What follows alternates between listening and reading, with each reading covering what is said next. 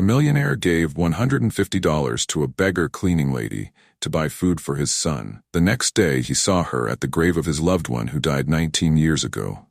As the sun dipped beneath the glittering skyline of a city alive with wealth and power, Charles Worthington sat in the back seat of his gleaming black sedan, heading home after another lucrative day. For most people, this city's pulse thrummed with energy and hope. But for Charles, it was a ghostly hum that barely penetrated the armor he had built around himself. He was known for his fortune, a billionaire by age 35, a near-mythic figure in real estate, finance, and philanthropic circles. And yet, despite his affluence, Charles felt an ache, an absence that no amount of money could fill. His driver, a silent figure of routine as steady as the passing of time, slowed as they neared a familiar street corner. Charles's eyes, usually uninterested in the street's hustle, were inexplicably drawn to the sight of a lone woman leaning against a building's stone wall. She was dressed in faded, well-worn clothes, her thin frame barely holding up against the cold evening wind. One hand gripped an old broom, while the other pressed against her stomach, as if trying to quell a hunger too deep to silence. Charles knew he had seen her before, though he couldn't recall when or why. Her eyes, shadowed but resilient, stared into the street, not with expectation but with a look that had long since learned not to hope. Something about her struck him.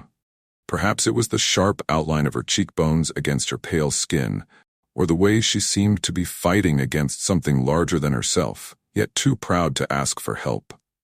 As his car slowed further, almost halting before the streetlight, Charles caught himself wondering about her story. A woman of her age, likely in her mid-40s, out here in the cold, she should have been home, surrounded by warmth and family. Not out here with a broom and a half-empty cart filled with dust and discarded remnants from the day's traffic. He felt a strange tug, a spark of curiosity that went against the disciplined indifference he had cultivated over years of wealth and success. Before he realized it, Charles had asked his driver to stop. The driver glanced back at him, surprise flickering in his eyes, but he complied without a word. Charles stepped out of the car, his polished leather shoes clicking against the pavement as he approached her. She straightened at his approach, eyes widening slightly as she took in his tailored suit, the unmistakable aura of someone who rarely noticed people like her. Yet, she didn't shrink back. Her stance remained defiant, as though she had too little left to lose to care much about appearances or the opinions of strangers. "Excuse me, miss," he began, almost surprised at the softness of his own voice. "Do you need any help?" She looked at him with a steady gaze, her brow furrowing slightly, clearly unused to such questions. A moment passed, and then, as though deciding against whatever response had initially come to mind, she shook her head. "I'm all right, thank you. Just cleaning up here for a bit before I go home."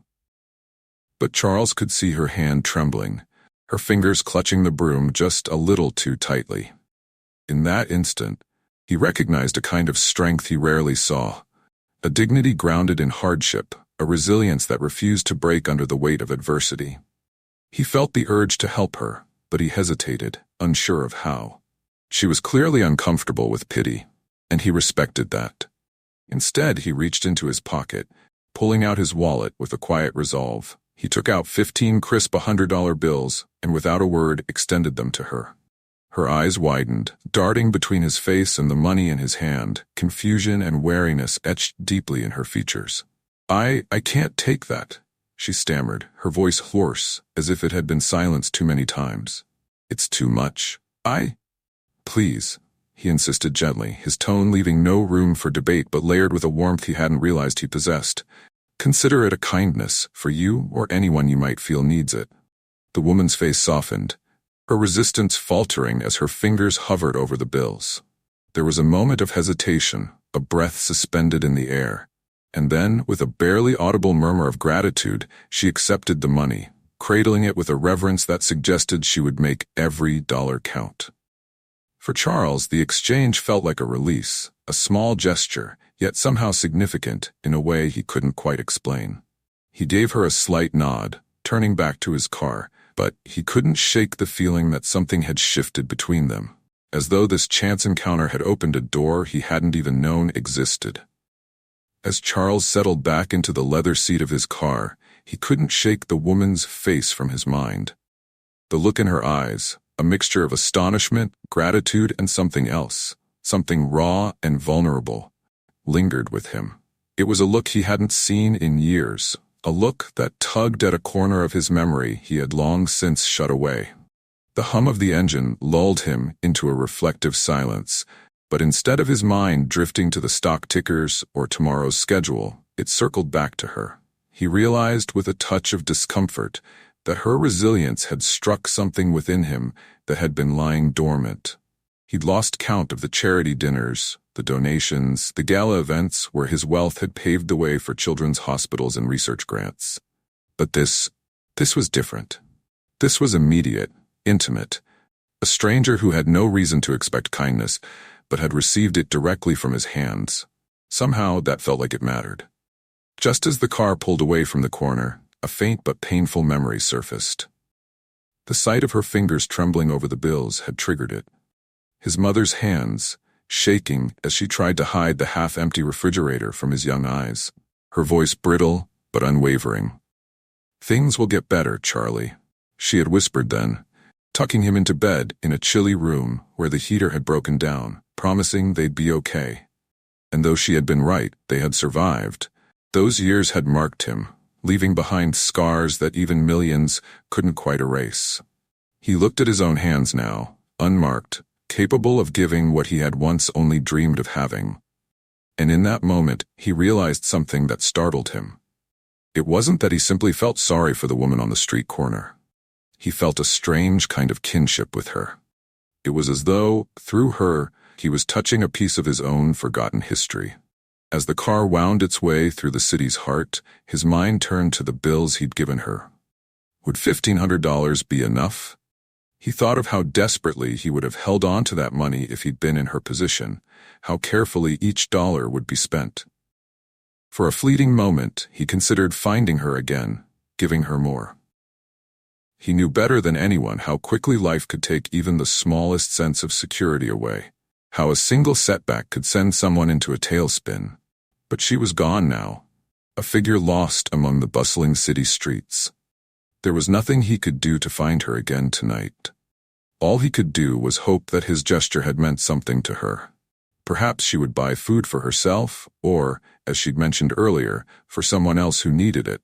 A son, perhaps. Or another loved one waiting for her at home.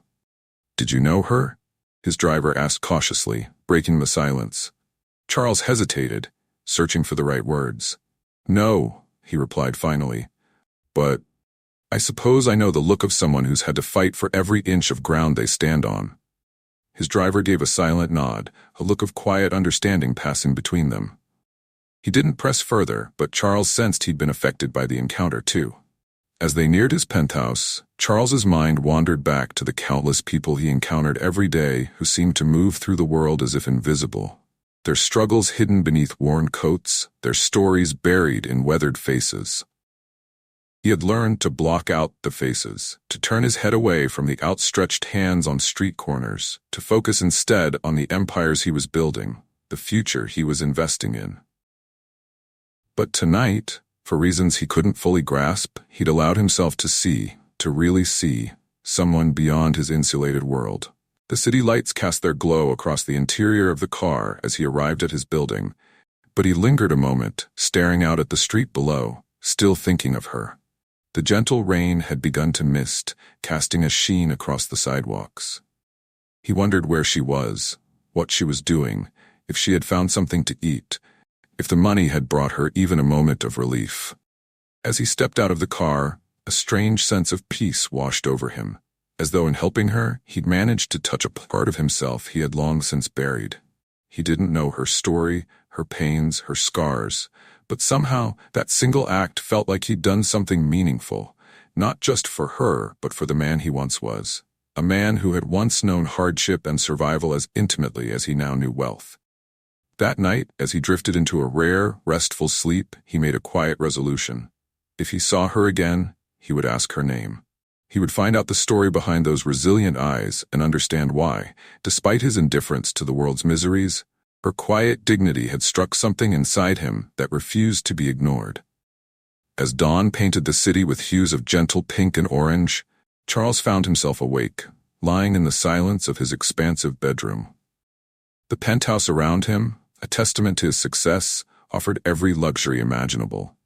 Imported Italian furnishings, walls lined with art worth millions, and panoramic views that stretched across the city skyline. Yet, these surroundings only seemed to deepen the quiet, reminding him that they were no more than elaborate ornaments, incapable of filling the emptiness that had grown within him over the years. Charles Worthington was the embodiment of success in every outward way. Growing up, with little but ambition and a fierce drive to escape poverty, he had poured every ounce of energy into becoming the kind of man he'd once idolized from afar. His financial empire had blossomed, allowing him access to circles of influence and power few could dream of. But there was a cost, and it was a price Charles had paid without realizing its toll until it was too late. Years ago, before he had risen to wealth, there had been someone who mattered more to him than anything else in the world. Her name was Lillian, a love from his youth, a woman with a heart so genuine that her very presence had filled his life with a warmth he believed could shield him from the coldest hardships. She had seen him at his worst, yet had loved him fiercely, unconditionally, in ways that money could never replicate. Together, they had dreamed of a life built not on wealth, but on shared dreams and quiet happiness. But fate had been cruel. One fateful night, 19 years ago, Lillian's life was taken in a tragic accident. Charles still remembered the numbness that had settled over him, like a permanent fog that obscured everything. The loss had shattered him, left him adrift and broken. In the days and weeks that followed, he found himself in a kind of daze, walking through the motions but feeling hollow. Lillian's absence had cast a shadow that stretched across his entire world, leaving him lost and unsure of his place in it. And in his grief, he had done the only thing he knew how to do. He threw himself into his work, building his empire, amassing wealth, and filling his days with enough tasks and meetings to keep his mind numb. People saw him as cold, calculating, a brilliant strategist with an indomitable spirit. But those who had known him before the loss could see the change. The way his gaze had hardened, the spark in his eyes dulled, replaced by a quiet but unyielding sadness. Despite his successes, he had become a man who moved through life as a ghost, each year hardening his defenses, isolating himself further. Friends and family drifted away, his social circle reduced to business associates and formal acquaintances who knew little of his past. Eventually, he had learned to live with the isolation, convincing himself that solitude was a choice, that he preferred the quietness and control of his self-made fortress. Yet last night's encounter with the woman on the street had rattled him, stirring memories and feelings he thought he had buried. Her face had reminded him of Lillian's in some intangible way, not in appearance, but in the fierce pride and resilience that had radiated from her. Seeing her had tugged at the part of him that still remembered what it meant to love and lose, to care deeply for someone without the protective barrier of wealth. As he sat alone in his sprawling kitchen, sipping a freshly brewed coffee that tasted suddenly bland, Charles wondered if it was possible to change after so many years of numbness. He had spent so long numbing himself against emotions, particularly the vulnerability that came with truly caring for another person. Could he even allow himself to care again? He realized then that, for the first time in a long time, he felt a glimmer of something beyond the cold detachment he had grown accustomed to. It wasn't hope, exactly, but rather a curiosity, a flicker of desire to understand the story of someone else, someone whose life had clearly been shaped by struggles he knew all too well. Setting his cup down, he allowed himself a moment to think about the woman's face, the way she had clutched the money, her fingers betraying a lifetime of hardship. He felt a pang of empathy that was rare for him, an ache he hadn't felt since the day he'd lost Lillian. And in that moment, he knew he had to find her again, to understand the pull she had created in him, to explore this new, unsettling part of himself that wanted to connect with her story, if only to feel, even briefly, what it meant to be human again. Under the softening morning light, Helen adjusted her worn jacket and squinted against the brightness as she made her way back to her modest, one-room apartment on the outskirts of the city. She felt the weight of her exhaustion press down on her, each step a reminder of the years she had spent cleaning offices, scrubbing floors, and doing whatever it took to keep her and her son afloat. Life had never been kind to her, but she had learned to endure, finding strength in small moments and in the quiet love she held for her son. Life hadn't always been like this. There had been a time when Helen believed in dreams, a time when she and her husband had imagined a future filled with laughter, security, and love. They had built a small life together, simple but comfortable, and when their son had arrived, he had become the heart of their world. They dreamed of sending him to school, of giving him a chance to rise beyond the limits of their own struggles. But tragedy had struck unexpectedly, tearing apart everything they had carefully built. Her husband's passing had been a slow, painful descent into despair. He had been a good man, one who worked hard and loved his family fiercely, but illness had stolen him away piece by piece, leaving Helen to shoulder the weight of their lives alone. In the years that followed, she became both mother and father to her son, doing whatever work she could find to ensure that he never felt the full impact of their loss. Yet even her strength had limits. The cost of caring for her husband through his illness had drained their savings, leaving her with little more than a few belongings and a mound of unpaid bills. Life after his death was a constant struggle, marked by the exhaustion of long hours and the anxiety of not knowing if she would be able to make rent or put food on the table. There were nights she lay awake, racked with worry, clutching her son close and whispering reassurances she wasn't certain she could keep. And as her son grew, Helen found herself longing to give him more than she could afford. He was a bright boy with dreams of becoming an engineer, a dream she had supported with all her heart. Though she knew the odds were stacked against them, she worked tirelessly, hoping that one day her sacrifices would pay off, that he would be able to escape the cycle of poverty that had claimed their family. The previous night had been especially hard. Food had been scarce, and she had gone without to make sure her son had enough. That's why she had been out on the street corner so late, cleaning one last time before returning home.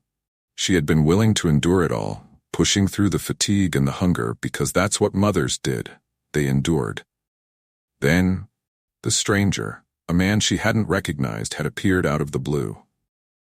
She'd been wary of him at first, uncertain of his intentions. In her experience, people who looked like him, dressed like him, rarely had anything to do with people like her. But his kindness had surprised her. His words, gentle, almost as if he had understood something about her struggle that went beyond appearances. When he handed her the money, she had barely been able to believe it was real. No one had ever given her that kind of help, not since her husband had passed. Holding the bills in her hand, she felt a surge of relief, her thoughts racing to all the ways she could use it. Food for her son, a warm coat, perhaps even a small gift for him, something to remind him of joy. And yet, even as she held the money, she felt an ache that she couldn't place, a strange sense of vulnerability that lingered long after he had gone. It was as though his generosity had stirred something within her, something she had been too busy surviving to feel. A glimmer of hope, perhaps, or a long-buried desire to believe in the kindness of others. As she unlocked the door to her apartment, her son's face greeted her, a sleepy smile spreading across his lips as he rubbed his eyes. "Mom, you're home early," he murmured, the warmth of his gaze melting away the wariness she felt. "Just a bit of good luck tonight," she whispered, running a gentle hand through his hair. "Someone out there was kind enough to help us." But as she held her son close, the memory of the man's face returned, and she felt a pang she couldn't quite understand, a sense that their lives were about to change in ways she couldn't yet foresee. The following evening, Charles found himself drawn to the same street corner where he had met Helen. It was an impulse he couldn't quite rationalize, a pull that had tugged at him all day, lingering in the back of his mind through meetings and transactions. It was as if a small voice had persisted, urging him to return, to find her and see for himself if she had managed to find any relief. When his car approached the corner, his gaze scanned the streets with an almost nervous intensity. And there she was, her thin frame hunched over her broom, her movements slow and meticulous as she swept the edges of the sidewalk, gathering scattered leaves and stray bits of paper. In the city's fading evening light, she looked even more fragile than he remembered, a solitary figure etched against the busy world around her. He signaled for the driver to stop. This time, however, he took a moment to prepare himself before stepping out, uncertain of how she might react to seeing him again. He wondered if she had spent the money he had given her, if it had made any difference in her world of daily battles and sacrifices. Part of him hoped that it had, though he knew the limitations of money in truly changing someone's life. As he approached, she looked up, her expression shifting from surprise to recognition. Her eyes widened slightly, and for a moment they simply stared at each other, two people from entirely different worlds brought together by a random act of compassion. "Good evening," he greeted her with a tentative smile, feeling slightly self-conscious. I wanted to check on you." She blinked, taken aback by the unexpected familiarity of his concern. You came back?" she asked softly, her voice tinged with both gratitude and disbelief. Charles nodded, sensing her hesitation, but also the flicker of relief that softened her features. "Yes, I wanted to make sure that you were okay." Helen swallowed, clearly unsure of what to say. She shifted her grip on the broom, glancing down at it as though it might somehow explain her situation. "I don't really know how to thank you," she murmured finally, her voice laced with a vulnerability that made Charles's heart ache. "You don't have to thank me," he replied gently. I guess I know a bit of what it's like to go through hard times. I wanted to help, even if only in a small way." For a moment, an unspoken understanding passed between them, a connection that transcended words. She looked at him with an expression he hadn't seen in years, a quiet appreciation that reminded him of how Lillian had once looked at him, with acceptance, free from expectation. It was as though she could see beyond his wealth and stature to the person beneath, to the man who had known loss and loneliness as she did. Helen took a small breath, and then, in a gesture that seemed to surprise even herself, she began to open up. "It's been hard, trying to make ends meet," she confessed, her voice barely a whisper above the city's din. "My son, he's all I have left. I just want to give him a chance to have something better." Charles felt a wave of compassion surge within him. He understood the love that drove her, the fierce determination to protect and provide, even at the expense of her own well-being. His own mother had fought with a similar tenacity, sacrificing everything to give him a shot at a better life. And now, looking at Helen, he saw that same strength, that same unyielding love. "What's his name?" he asked gently, hoping to ease her burden, if only for a moment. "Tommy," she replied, a soft smile touching her lips. He's the reason I keep going, even when it's hard." Charles nodded, absorbing the weight of her words. He found himself wanting to know more, to understand the challenges she faced, as though by understanding her struggles, he might somehow alleviate the emptiness within himself. He had spent years hiding from his own pain, drowning it in wealth and success, but here was a woman who faced her battles every day with courage and resolve. "I hope you'll allow me to help, Helen," he said, his voice firm but gentle. "I don't know what brought me back here, but I feel like perhaps we're meant to cross paths." Helen looked at him, a mix of caution and hope in her eyes. She seemed torn, wary of accepting too much, as though she feared the kindness might vanish as suddenly as it had appeared.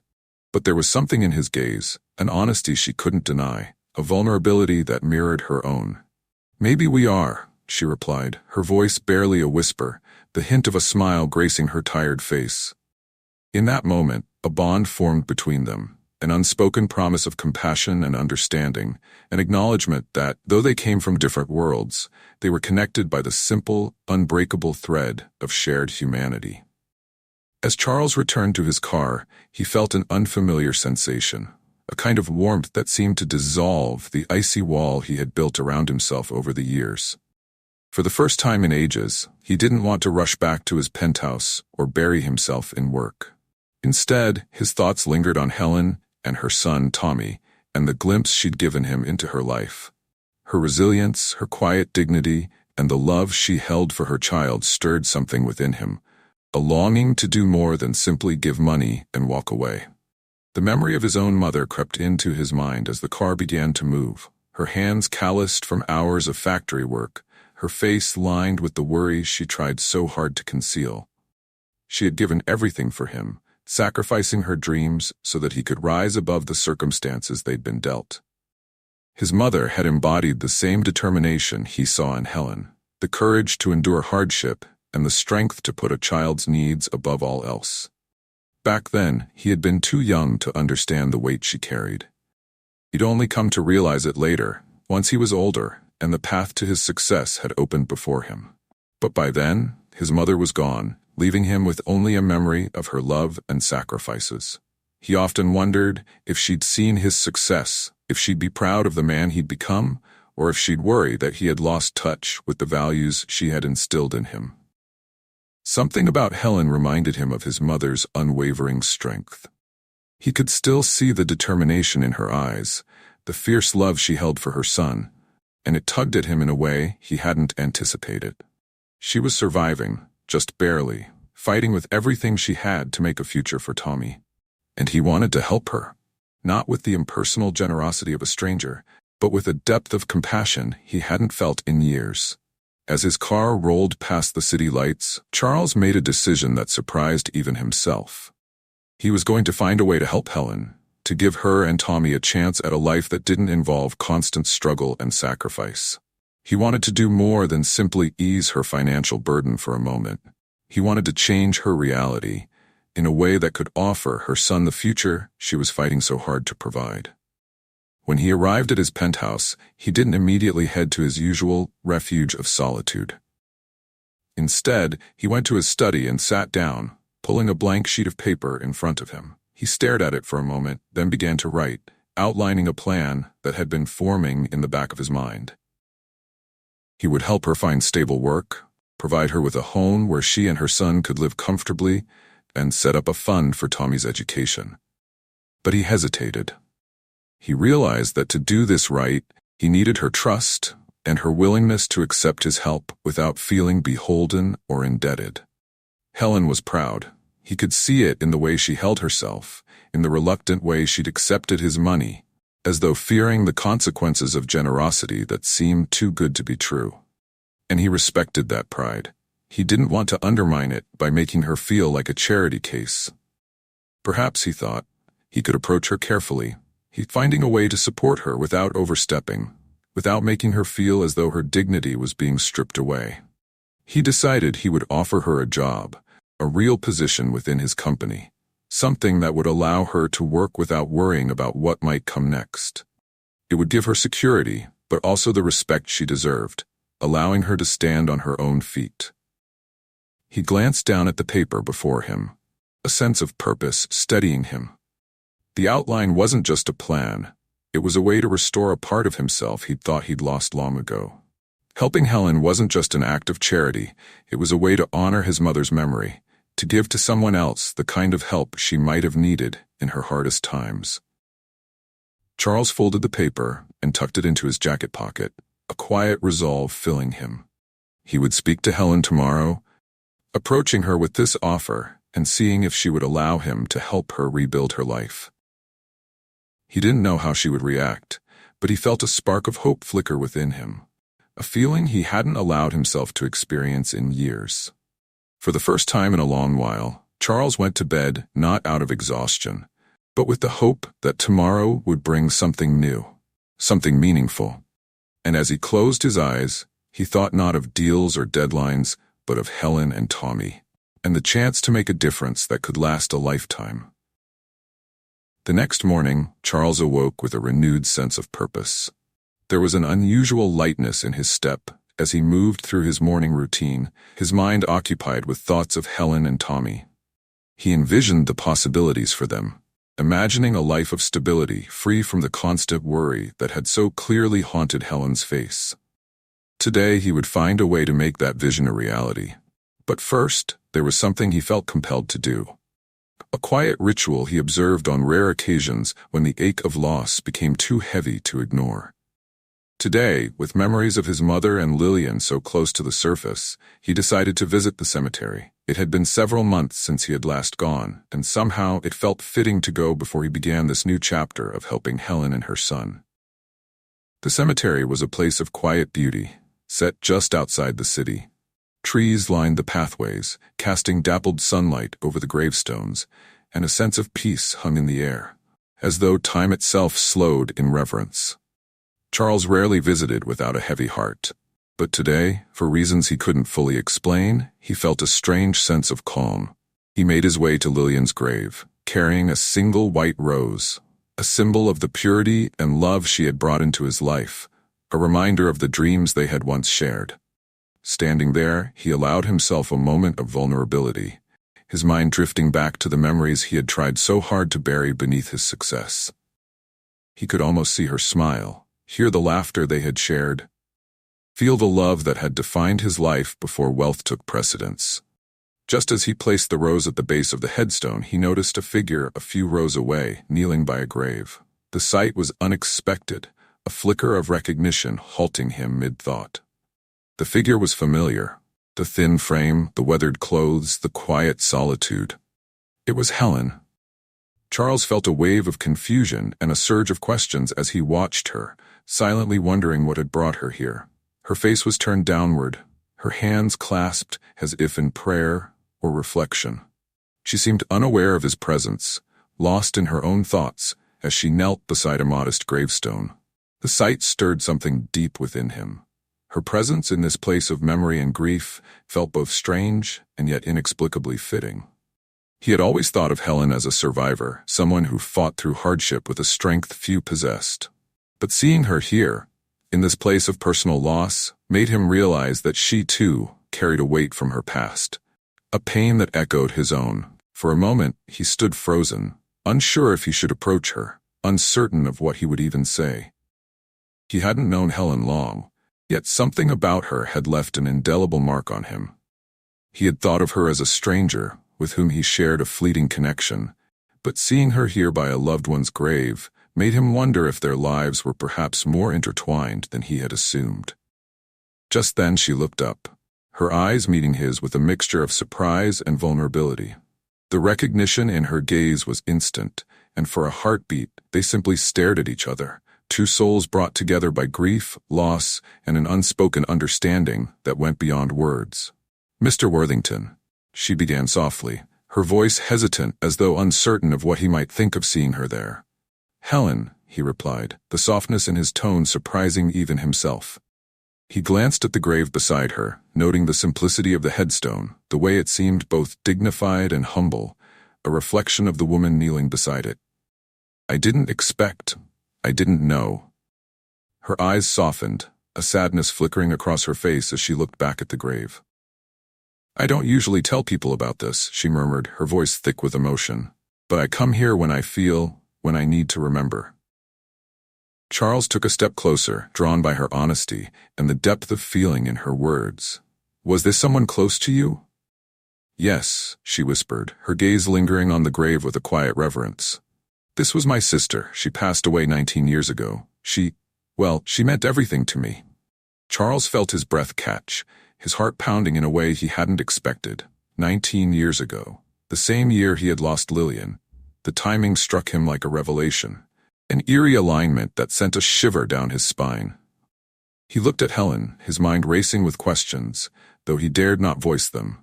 He had come to this cemetery to find peace, to remember the love he had lost, only to find a woman who seemed to be connected to that loss in a way he couldn't yet understand. Standing beside her, he felt a sudden, inexplicable sense that his path and Helen's were bound together by more than mere coincidence. Charles's mind reeled as he stood beside Helen, the weight of her words settling over him like a dense fog. 19 years. The coincidence gnawed at him, unsettling him in a way he hadn't felt since the day he had lost Lillian. The cemetery had always been a place of quiet reflection, a sanctuary where he could confront his memories in solitude. But now, with Helen by his side, the past seemed to stir, as though waiting to reveal a story he hadn't anticipated. He stole a glance at her, trying to reconcile the woman he had met on the street, a cleaning lady struggling to make ends meet, with the woman now kneeling in reverence before her sister's grave. Helen's face was etched with a quiet grief that mirrored his own, and for a fleeting moment he felt as though he were looking into a mirror, seeing a reflection of his own pain, his own memories of loss. "Your sister," he murmured, trying to keep his voice steady. "Did she pass away suddenly?" Helen's gaze drifted back to the headstone, her face softening with the bittersweet tenderness of memory. She gave a small nod, her voice barely above a whisper. "It was an accident," she said. "One of those cruel twists of fate that you can never quite understand. She was my best friend. I've never stopped missing her." Charles felt a surge of empathy, the kind that tore through the layers of composure he'd learned to wear so well. His mind was racing, caught between memories of his own loss and the peculiar alignment of her sister's passing with Lillian's. He looked down at the grave, noting the date etched into the stone, the same month, the same year, even the same day as Lillian's death. His pulse quickened as a strange, inexplicable fear lodged itself in his chest. He glanced at Helen again, her face shadowed in a sorrow he recognized too well. But as much as he wanted to comfort her, to find solace in the shared understanding of grief, he couldn't shake the gnawing feeling that there was something deeper connecting them, something hidden beneath the surface. The questions burned within him, but he was reluctant to speak them aloud, uncertain of what answers might bring. After a moment, he gathered the courage to ask the simplest of them. "Do you come here often?" he asked, his voice low, as though speaking too loudly might break whatever fragile bond had formed between them. Helen nodded, a sad smile curving her lips. "Whenever I can. My son never met her, but I tell him about her sometimes. She would have loved him. She had that kind of spirit, the kind that makes everything seem possible." She paused, glancing back at him with a vulnerability that felt achingly familiar. "It's strange. Sometimes I feel like she's still here, watching over us. Like her memory lives on through the people she left behind." Charles felt his heart tighten, the familiar ache of absence taking hold. He thought of Lillian, of how she, too, had seemed to leave an indelible mark on his life even after she was gone. He had never spoken of her to anyone, not since her passing, and yet, standing here with Helen, he felt the urge to share, to let someone else carry a piece of his grief. "She sounds like she was a remarkable person," he managed, his voice thick with emotion. "It's hard, isn't it, losing someone who was part of you?" Helen's gaze softened, her eyes meeting his with a silent understanding that needed no words. "Yes, it's like losing a piece of yourself, one that you can never really get back. All you can do is try to live in a way that honors them, to hold on to the good they brought into your life." The words struck a chord within him, echoing thoughts he had never been able to articulate. For years, he had buried his grief beneath layers of work and ambition, using his success as a shield against the pain that had once threatened to consume him. But now, for reasons he couldn't fully understand, Helen's presence, her story, seemed to unravel those defenses, leaving him vulnerable and exposed. "Do you ever wonder," he asked slowly, "if people's lives cross paths for a reason? If there's some meaning in the people we meet and the places they take us?" Helen's expression shifted, a hint of surprise mingling with curiosity as she looked at him. "Maybe," she replied thoughtfully. "Sometimes I think that the people we're meant to know find their way to us, even in ways we can't explain." Charles felt a chill run down his spine, his mind racing with questions he didn't yet dare to voice. He sensed that there was more to Helen's story than she had revealed, more to the quiet grief that shadowed her face. But he also knew that he was only beginning to understand the depth of their connection, a connection that seemed to bridge the gaps of time and circumstance in ways he could hardly comprehend. As they stood together in silence, he felt the pull of his own memories, his own losses, intertwining with hers, as though fate itself had woven their lives together in an invisible tapestry. But what had bound them, he wondered, a question that lingered, unresolved. In the quiet air of the cemetery, the days following Charles's encounter with Helen at the cemetery were marked by a sense of quiet unrest, a strange dissonance that had settled over his life. His thoughts often drifted back to the cemetery, to the woman he had met under such ordinary, yet inexplicably significant circumstances. Every time he tried to focus on his work, to immerse himself in the familiar rhythm of meetings and numbers, her words would echo in his mind, tugging him back to the questions he had left unanswered. In his private study one evening, he found himself drawn to an old wooden box that he rarely opened, a relic from the life he had led before success consumed him. He traced his fingers over its surface, hesitating as memories from nearly 2 decades ago surfaced. Inside, he knew he would find keepsakes, letters, and small tokens that he had held onto from his years with Lillian. Opening it felt like reopening a wound, yet he was compelled to do so, as though some instinct urged him to seek answers within the pieces of his own history. The first item he pulled out was a photograph of Lillian, her smile bright and free, her arms wrapped around him as they stood in the park they used to visit every Sunday. He studied her face, remembering the sound of her laughter, the warmth of her embrace. She had been the last person with whom he'd felt truly understood, truly seen. And now, in some strange, impossible way, he sensed that meeting Helen had reopened that part of him he thought he had lost with Lillian. His gaze fell on a folded piece of paper, its edges worn from time. He unfolded it carefully, revealing a note Lillian had written him just days before the accident, a letter filled with her hopes and dreams for their future. But it was a single line that caught his attention now, a detail he had read countless times but only now seemed to take on a new significance. "People enter our lives for a reason, Charlie," she had written in her familiar looping script. "Sometimes we don't understand why, but I believe we're all connected by something bigger than ourselves." The words lingered, resonating with a depth he hadn't fully appreciated before. Had Lillian known, somehow, that her life and his would be tied to a larger purpose, one that he was only now beginning to uncover? That night, unable to sleep, Charles found himself researching the date of Lillian's accident, trying to find any news articles or records that might illuminate what he had missed. Though he had lived through it, he realized he had never sought out the details of that night in such depth. He'd wanted to leave it behind, to forget, but now he felt a strange need to understand the full picture. His search led him to an old article detailing the events of that night. A multi-car collision on a city bridge with several fatalities. It was a familiar story to him, one that had haunted his dreams for years. But as he read further, something caught his eye. A name listed among the accident's other victims, a woman he didn't recognize, but one whose surname matched Helen's. His heart pounded as he made the connection. Helen's sister had been in the same accident, her life claimed on the very night Lillian had lost hers. The pieces began to align, forming a pattern he could no longer ignore. Their lives hadn't just crossed paths by chance, they were bound by the same tragedy, the same moment in time that had irrevocably changed both their lives. Stunned, Charles closed his laptop, his mind reeling.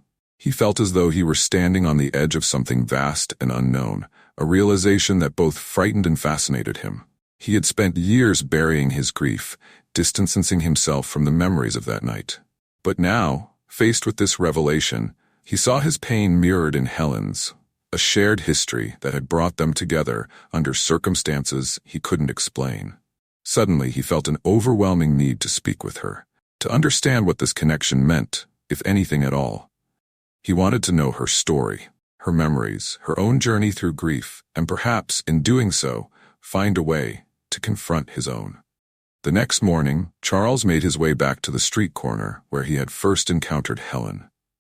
His heart raced with anticipation and trepidation, wondering if she would be there, wondering if she had sensed the same connection he had. As he approached, he spotted her familiar figure, sweeping the sidewalk with the same quiet dignity he had come to respect. "Helen," he called gently as he neared her, the weight of his realization pressing heavily on his chest. She looked up, surprise flitting across her face as she recognized him. "Mr. Worthington," she greeted him, her tone respectful but wary. "Is everything all right?" For a moment, he struggled to find the words, the complexity of his emotions too overwhelming to express. But he knew he couldn't turn back now, not when he was so close to the truth. "I found something," he said softly, his voice laced with the vulnerability he had kept hidden for so long.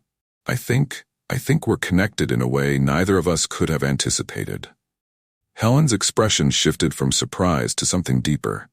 An unspoken recognition, as though she, too, had sensed the invisible thread that bound them. She looked at him with a mix of curiosity and apprehension, clearly uncertain about what he meant, yet drawn in by the weight of his words. "What do you mean, Mr. Worthington?" she asked, her voice cautious, each word carrying the careful deliberation of someone well acquainted with loss and guardedness. Charles felt the familiar ache return, the same hollow feeling he experienced every time he thought of Lillian. But this time, it was accompanied by a strange, unexplainable sense of relief, as if revealing this to Helen might somehow ease his burden. He took a breath, gathering his thoughts, and then began to share. "Years ago, 19 years to be exact," he said slowly, "I lost someone. Her name was Lillian. We were very close." He hesitated, realizing that close was an understatement, but unsure if he had the strength to explain further. "She died in a car accident on a bridge. It was sudden, and it was the hardest moment of my life." He saw Helen's face soften, her eyes clouded with empathy as she listened.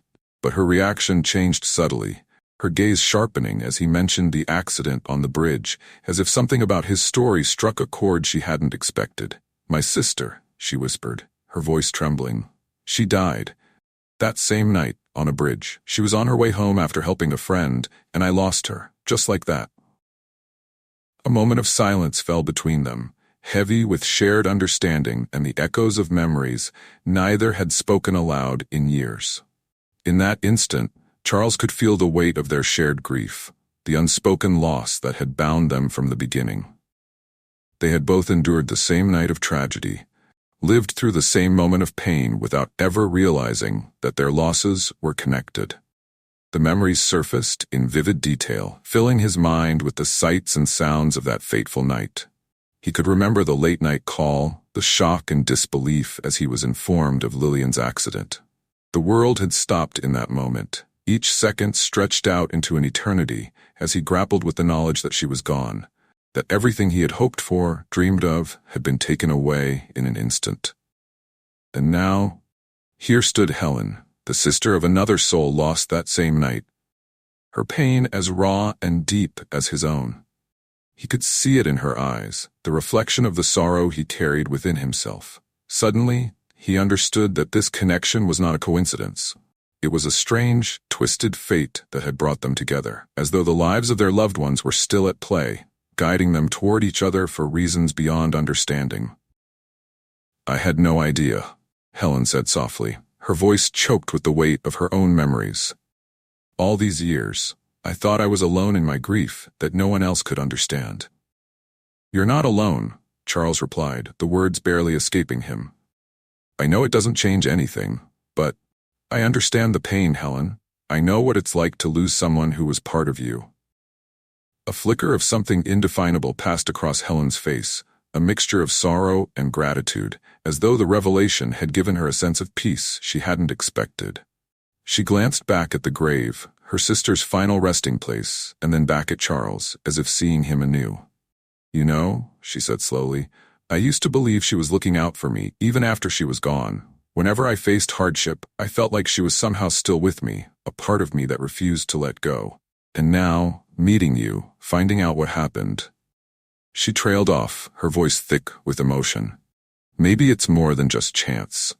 The words hung in the air between them, filled with an unspoken significance that they both felt but could not fully understand. Charles reached into his pocket, pulling out the folded letter he had found in the box the previous night. He held it out to her, feeling a strange sense of release as he did so.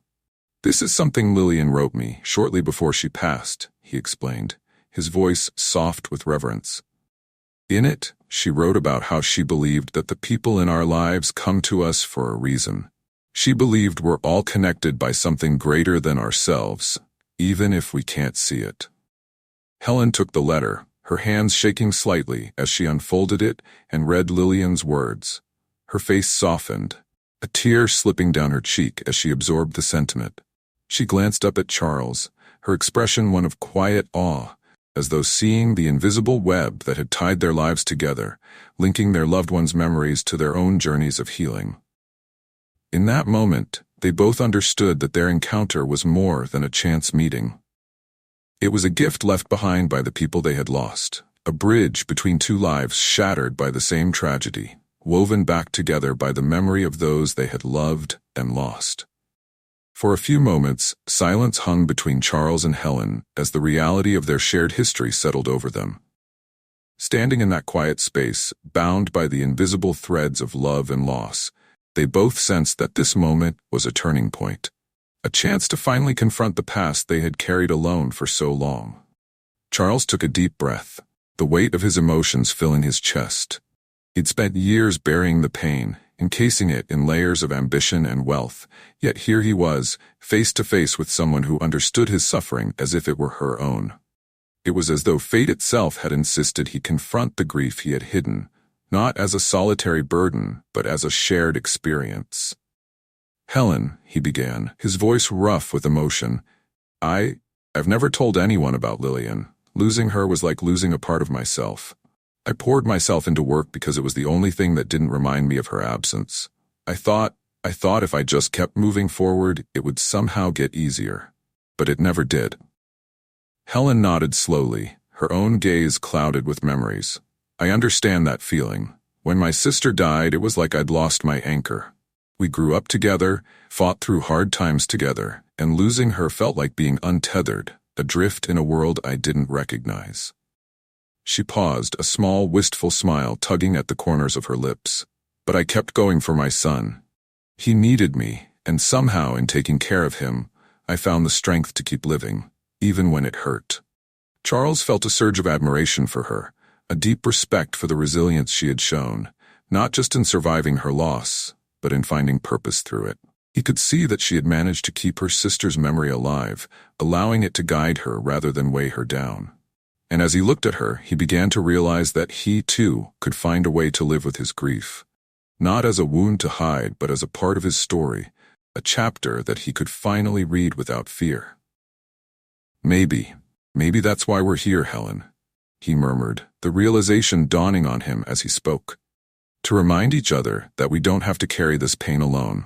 We've both been holding on to memories, trying to keep them safe, but maybe it's time to share them, to let someone else help us carry the weight."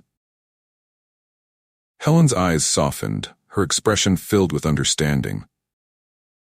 "I think you're right, Charles. For so long, I thought I had to be strong to keep my pain hidden.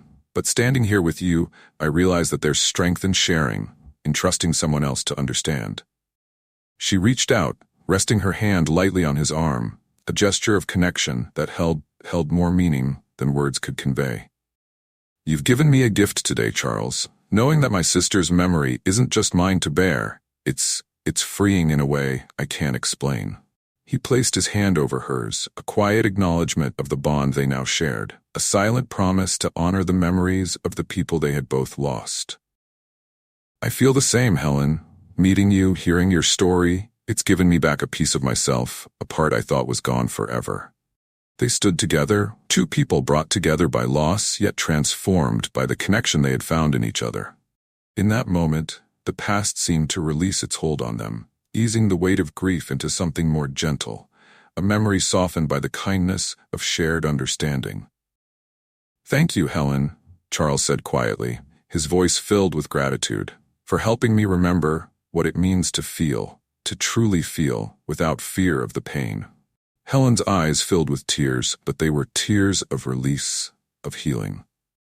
"And thank you, Charles, for reminding me that I'm not alone, that even in loss, we can find someone to help us keep going." In that moment, they found a kind of redemption, not through forgetting the people they had loved, but by allowing those memories to connect them, to bring healing instead of sorrow.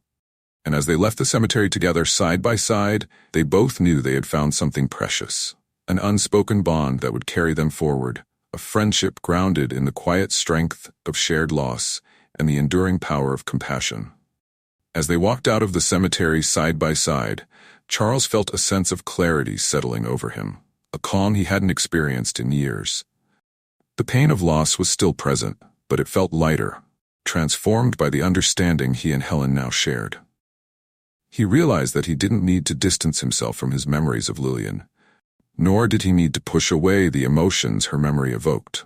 For the first time, he felt ready to honor her memory openly, to let her be a part of his life rather than a shadow from his past. Helen, too, seemed lighter, as if a burden had been lifted from her shoulders. The isolation she had felt for so long, the feeling that no one could truly understand her loss, had faded, replaced by the warmth of connection. She looked at Charles, her eyes filled with gratitude and a quiet determination. "Meeting you has changed something for me," she said softly. "It's made me realize that I don't have to keep struggling alone, that maybe it's okay to let others help me and to help them in return." Charles nodded, a spark of inspiration lighting within him. "You're right, Helen. None of us should have to bear life's hardships alone. I've kept myself closed off for so long, thinking it was a way to protect myself. But now I see that it's only made me feel emptier." He paused, a plan forming in his mind, one that felt both necessary and healing. "I'd like to help you," he said finally, the sincerity in his voice unmistakable. "Not just with the money or a new job, but with a true partnership. I've realized that all these years I've been building something for myself, but it's felt hollow. Maybe we can work together to make a difference, to help others who are struggling as we have." Helen's eyes widened with surprise, a flicker of hope lighting her gaze. "Are you saying you want us to work together?" "Yes," Charles replied, conviction steadying his voice. "I want to create something meaningful, something that can help people find hope and support when they need it most. I think that's what Lillian would have wanted. She was always the compassionate one, the person who believed in helping others even when she herself had so little. And I think your sister would want the same, to know that her life has inspired something good." Helen's smile grew, the warmth of his words touching her deeply. "I think they both would be proud," she said, her voice filled with emotion. "And I would be honored to work with you, Charles. I've spent so long feeling powerless, but maybe this is a way for me to finally do something that matters." With that decision, a sense of purpose enveloped them both, an understanding that they could transform their pain into something that could bring light to others. They began to plan, speaking in soft, hopeful tones about their vision, a foundation that would provide support to families in crisis, offering resources, shelter, and opportunities for those who needed a fresh start. They discussed how they could channel their shared experiences, their empathy, and their memories into a mission that could carry on the legacies of Lillian and Helen's sister. As the sun began to set, casting a warm glow across the city, Charles and Helen found themselves standing at a crossroads, both literally and figuratively. They had come together as strangers, each isolated by grief, yet they were leaving this place as partners bound by a commitment to honor their loved ones and to help others find hope in their darkest moments. Charles extended his hand and Helen took it, a silent promise passing between them. "To healing," he said, his voice steady. "For them, for us, and for anyone else who needs it." "To healing," Helen echoed, her eyes filled with a newfound strength. In that handshake, they sealed a promise not only to each other, but to the memory of those they had lost. They would carry Lillian and Helen's sister forward, not as wounds, but as beacons of hope and compassion. Through their partnership, they would create a legacy of kindness and resilience, one that would honor the love they had lost and bring light to others. As they parted ways that evening, both knew that this was only the beginning. They had found peace not by forgetting their pasts, but by transforming them into something meaningful, something that would continue to touch lives long after they were gone. And as they walked their separate paths home, each felt the quiet comfort of knowing they were no longer alone. In the weeks that followed, Charles found himself waking each morning with a renewed sense of purpose. The emptiness that had once dominated his life was now replaced by a quiet peace, a feeling he hadn't known since Lillian's passing. He began his days with a calm that surprised even him, as though the painful parts of his past had finally softened, allowing room for something new, something hopeful. Every week, he and Helen met at his office, where they brainstormed plans for the foundation they had envisioned. Helen had brought a wealth of insight to their project, her personal experiences and challenges guiding each idea with empathy and practicality. Her input, grounded in the reality of hardship, reminded Charles that this endeavor was more than just a symbolic gesture.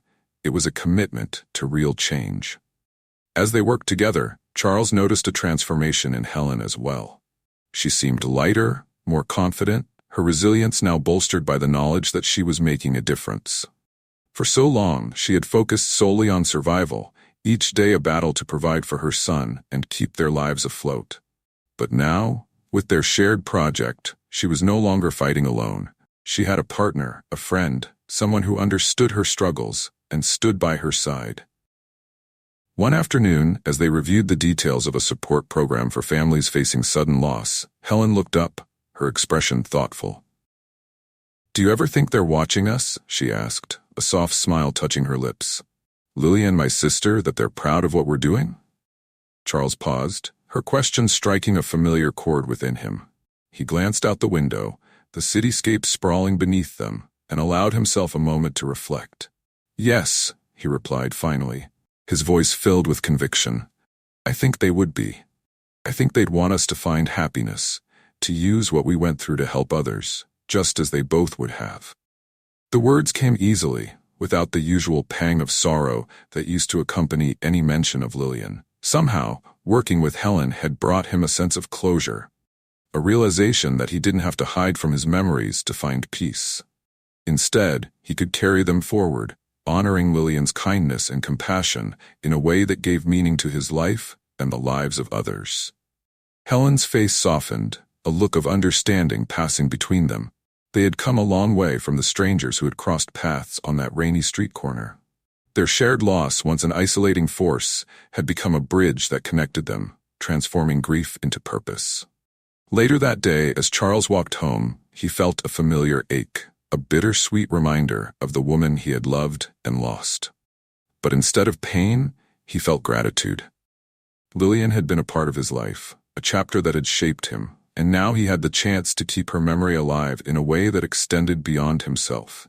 He wasn't alone anymore, and neither was Helen.